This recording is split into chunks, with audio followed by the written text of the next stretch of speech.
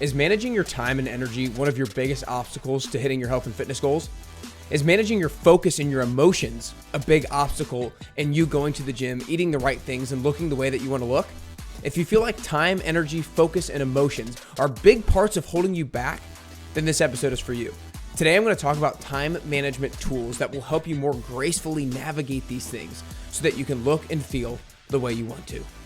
Before we dive in, if you're listening on the Apple Podcast app or on Spotify, make sure you hit the follow button. And if you're watching on YouTube, make sure you hit like and subscribe as well.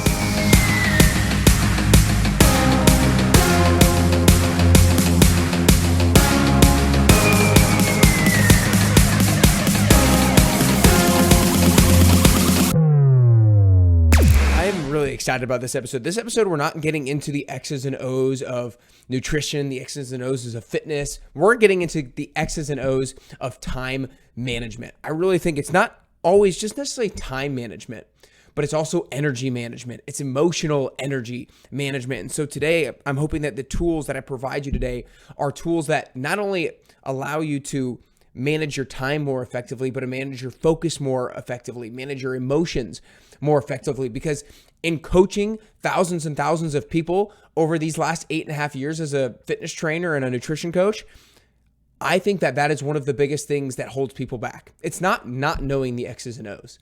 It's the motivation, the lack of motivation, the emotional drain that life puts on us. And that holds us back from being consistent with going to the gym, being consistent with eating the right things, being consistent with meal prepping. And so if we can manage our time, if we can manage our emotions, if we can manage our focus and our attention more gracefully and more effectively, that's going to allow us to be more consistent, therefore give us the body that we want to have, make us feel the way we want to feel. And so today I'm going to talk about 3 different time management tools that will allow you to handle these things with more grace. So let's talk about this. Number 1, planning your workouts when you're going to be most energetic. And it's not necessarily just planning your workouts, but it's planning some of the most important things with your health when you're most energetic. I think that all of us know that there are periods of time throughout the day and periods of time throughout our week when we're on it.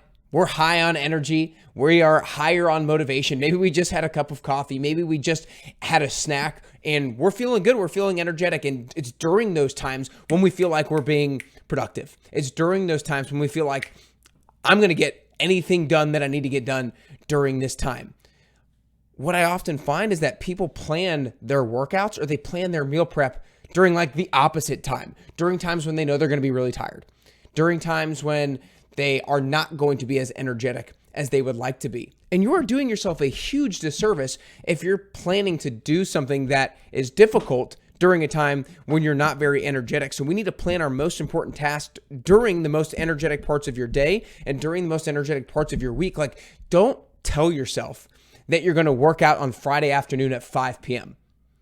If I know a lot of us, Friday afternoon at 5 p.m., we're like, I'm done with the week. I'm done with the work. I just want it to be the weekend and I'm ready to throw in the white towel. So don't plan on doing something when you feel like you're not going to be energetic. If doing a morning workout is not going to be what's best for you, first off, I'd question that because I think that not everybody's a morning person, but everybody can become more of a morning person. And oftentimes that's just the only time we can do it in our schedule. But like, if you know during the morning you're not going to be able to do it, or you know lunchtime you're not going to be very energetic, or you're not going to be energetic after work, then don't plan to do a workout after that time. Don't plan to meal prep when you're really tired. Look at your calendar. Look at what you have going on during that week and identify the times when you're like, yeah, I'm going to be firing on all cylinders. I'm going to have a good night's sleep the night before. I'm going to be feeling really good. I'm going to insert a workout during this period of time during that day because I know I'm going to be higher on motivation and higher on energy.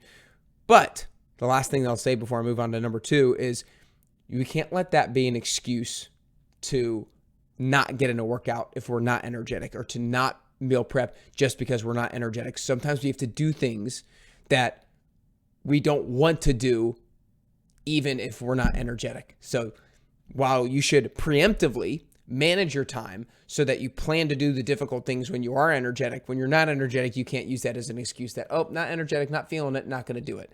That doesn't help us out very well.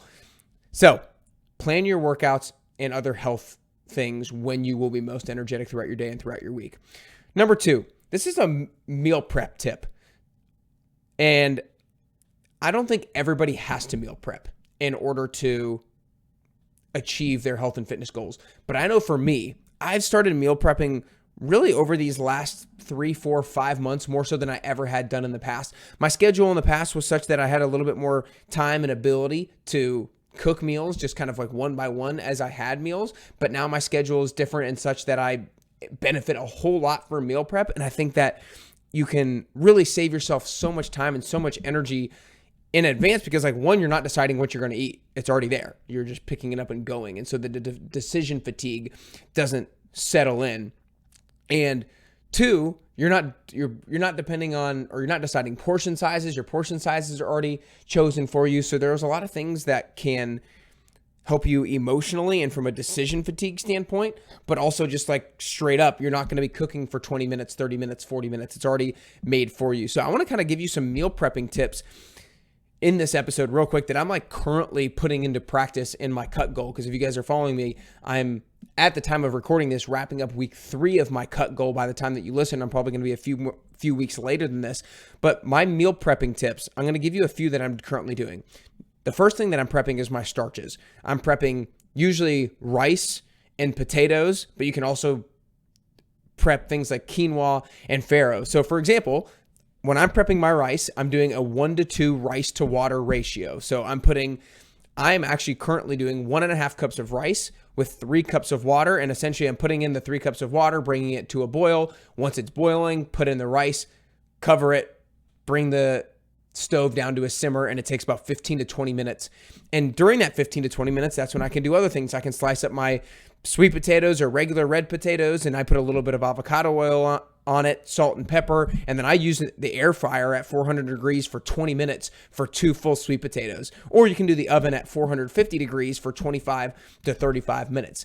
And then again, once you kind of like cut it, slice it, put it in, you can do other things for those 20 minutes or so. And so that's when I'm cooking my proteins, my ground beef, my ground turkey. You can also do chicken and steak. I'm right now doing a lot of ground beef and ground turkey. And all you got to do is put a little bit of tablespoon of olive oil, put the stove on to medium heat, put 1 pound in, season it, grind it up until it's lightly browned, which should only take about 5 to 10 minutes. And then you can separate it out into different portions. 4 ounces of it, which is a fourth of it, 6 ounces of it, which is about a third, or 8 ounces of it, which is about half. Like currently, in order to get about 50 to 60 grams of protein per meal, I'm taking 8 ounces or half of a pound of ground turkey, putting it into one glassware, the other half into another glassware. And then I'm doing the same thing with ground beef, putting half of it into one glassware, half of it into another glassware to make sure I hit my protein goals, because ground beef, 1 pound is usually around 84 grams of protein. So if I do half of it, that gives me 42 grams of protein for that meal just from the beef. And then ground turkey is usually 112 grams of protein for the entire pound,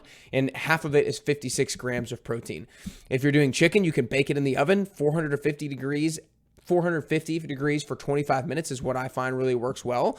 And if you just have a 4 to 6 ounce chicken breast, that's going to contain around 25 to 35 grams of protein. And you can put 1.5 or 2 chicken breasts per meal that you have, depending on what your protein goals are. So you can prep your starches when those are being cooked. You can do your potatoes when those are being cooked. You can do your proteins, and then you can just separate them out into different glassware. You can also prep things like smoothies. You can prep some yogurt bowls. You can also prep some veggies. Now, I think vegetables are generally taste better when you prepare them right before you eat them. But little hack here, if you either cook them without olive oil or very little olive oil or avocado oil, and you use them in the air fryer, then it tends to last a little bit better and they're not as soggy when you go back to reheat them. So anyways, the second time management tool is to meal prep, is to take an hour and a half, maybe 2 hours, depending on how much you're meal prepping, and set aside that time on Saturday, Sunday, Monday, whenever it is, to prepare anywhere from 4 to 8 meals.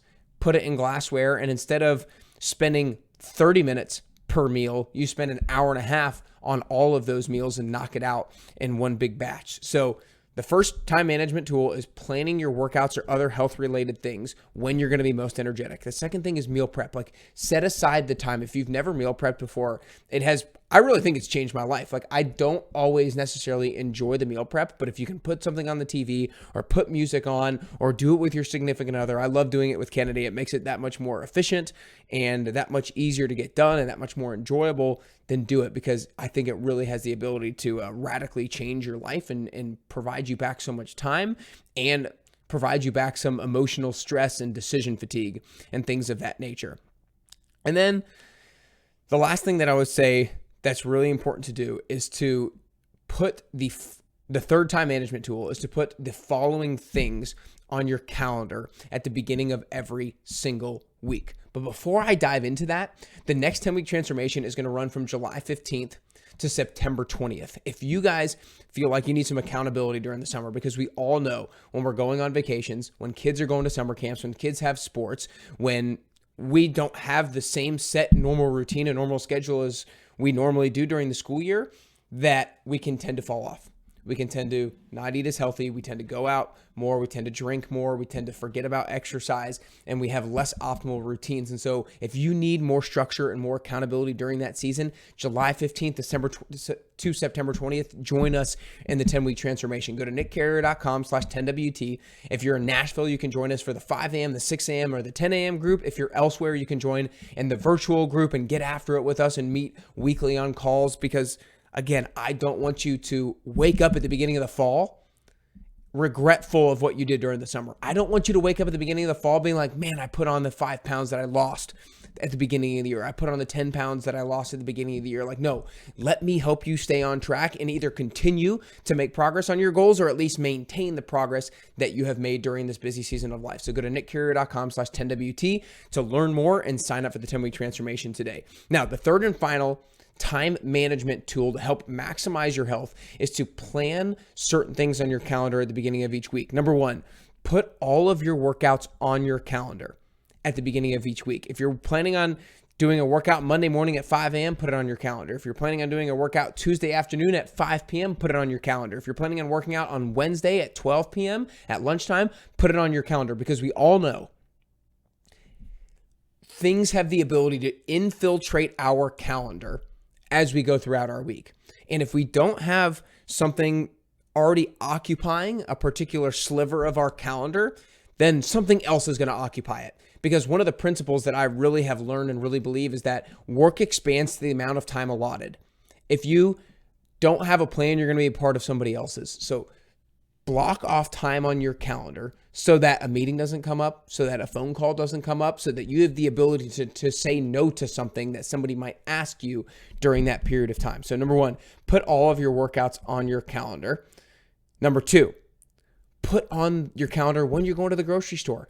Every single one of you will probably go to the grocery store once. A lot of you need to go to the grocery store twice, or a lot of you guys might order grocery delivery, which is great. Put it on your calendar when you're going to even order the grocery delivery. Put it on the calendar when you're driving to the grocery store, because again, other things are going to expand in your calendar and are going to prevent you, and it's going to procrastinate. And then you're going to get to Thursday or Friday and you hadn't been to the grocery store and you're like, well, I'm just going to wait till the beginning of next week now. So I'm just going to kind of forage things over the weekend, and then you're going to make unhealthy decisions. You're going to order Uber Eats. You're going to do DoorDash. Like, no, put on your calendar when you're going to go to the grocery store so it gets done.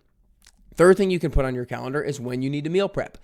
Obviously, that's if you're planning on meal prepping, but put on your calendar, know when you're going to be doing your meal prep as well, because it takes up probably at least an hour, up to 2 hours of your time to meal prep. And so you need to be able to block off that time on your calendar. And then, this last one is something that I do. Not everybody has to do it, but put on your calendar when you're going to be eating your meals. Because I know a lot of you guys, you forget to eat, or you realize, man, I'm in the car, and so I either have to go pick up something, or I can't eat at home, or I'm eating out of my lap in the car. Put it in your calendar when you're actually going to be eating your meals as well. Like, I put every single morning, every single week on my calendar when I'm eating lunch. Usually I'm eating lunch somewhere between 12, 12:30 or 1, depending on what I have going on that day. And I always put it on my calendar. I usually block off an hour for my lunch. That's because it's kind of my time in the middle of the day to reset, to kind of break the day into two, and to mentally reload so that I can come back in the second half of the day ready to rock and roll. So Put workouts on your calendar, when you're going to the grocery store, when you're planning on meal prepping, and when you're going to eat your meals. You guys, it's not necessarily about time management. It's about energy management and emotional energy management. And if we can do these things, you're going to be so much better off with staying consistent with your workout, staying consistent with eating healthy, and therefore providing you with the results in the body that you want to be able to see. So plan your workouts and other health-related items when you're most energetic. Meal prep. Save yourself hours of time on the front end by putting in a couple of hours in the beginning of the week, and then stack your calendar at the beginning of the week with all of those items and put them on your calendar. I hope these are things that are not overwhelming. A lot of these things are maybe things you're not doing right now, which is fine. Maybe don't try to do all of them. Maybe just focus on planning your workouts when you're going to be most energetic. Or if you're like, I need to meal prep and I want to start doing it, but like it's a little overwhelming, then meal prep 2 meals. Keep it small. Start doing these things. But these are the types of things that healthy people do.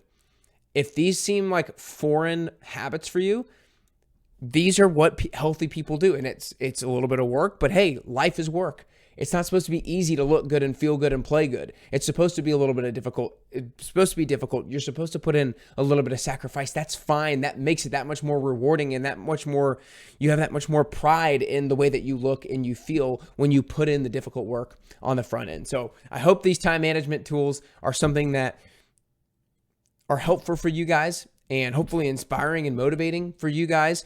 And if you need help implementing these, then join the 10-week transformation. I'd love to be that person, have that catalyst to help you stay consistent with this sort of stuff so you can be feeling great and looking great as you go throughout the summer. But I hope today helps you get closer to the healthiest version of yourself and ultimately gets you closer and closer to your best you.